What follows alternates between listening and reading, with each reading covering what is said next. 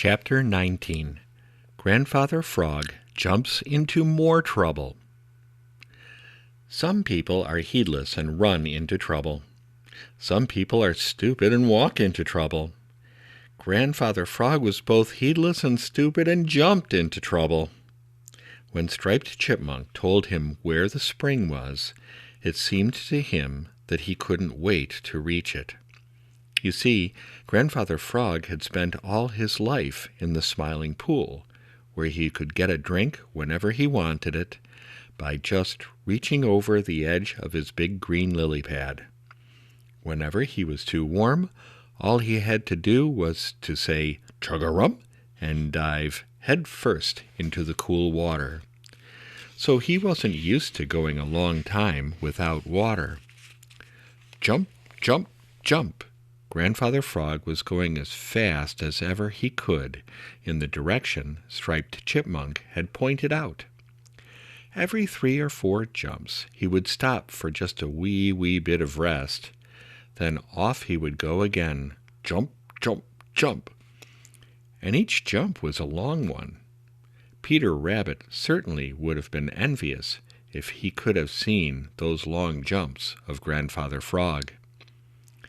At last the ground began to grow damp. The farther he went, the damper it grew. Presently it became fairly wet, and there was a great deal of soft, cool, wet moss. How good it did feel to Grandfather Frog's poor, tired feet. "Must be I'm almost there," said Grandfather Frog to himself as he scrambled up on a big mossy hummock so as to look around. Right away he saw a little path from the direction of the long lane. It led straight past the very hummock on which Grandfather Frog was sitting, and he noticed that where the ground was very soft and wet, old boards had been laid down. That puzzled Grandfather Frog a great deal. "It's a sure enough path," said he. "But what under the blue sky does anyone want to spoil it for by putting those boards here?" You see, Grandfather Frog likes the soft, wet mud, and he couldn't understand how anyone, even Farmer Brown's boy, could prefer a hard, dry path. Of course, he had never worn shoes himself, so he couldn't understand why anyone would want dry feet when they could just as well have wet ones. He was still puzzling over it when he heard a sound that made him nearly lose his balance and tumble off the hummock. It was a whistle, the whistle of Farmer Brown's boy. Grandfather Frog knew it right away because he often had heard it over by the Smiling Pool. The whistle came from over in the long lane. Farmer Brown's boy had had his dinner and was on his way back to look for Grandfather Frog where he had been dropped.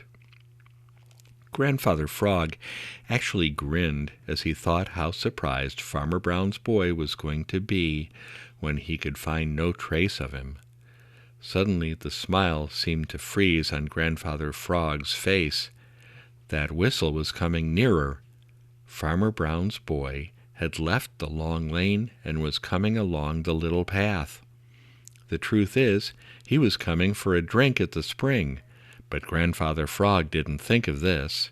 He was sure that in some way Farmer Brown's boy had found out which way he had gone and was coming after him. He crouched down as flat as he could on the big hummock and held his breath. Farmer Brown's boy went straight past. Just a few steps beyond, he stopped and knelt down. Peeping through the grass, Grandfather Frog saw him dip up beautiful, clear water in an old cup and drink. Then Grandfather Frog knew just where the spring was. A few minutes later, Farmer Brown's boy passed again, still whistling, on his way to the long lane. Grandfather Frog waited only long enough to be sure that he had really gone. Then, with bigger jumps than ever, he started for the spring. A dozen long jumps, and he could see the water. 2 more jumps, and then a long jump, and he had landed in the spring with a splash. "Chug-a-rum!" cried Grandfather Frog. "How good the water feels!" And all the time, Grandfather Frog had jumped straight into more trouble.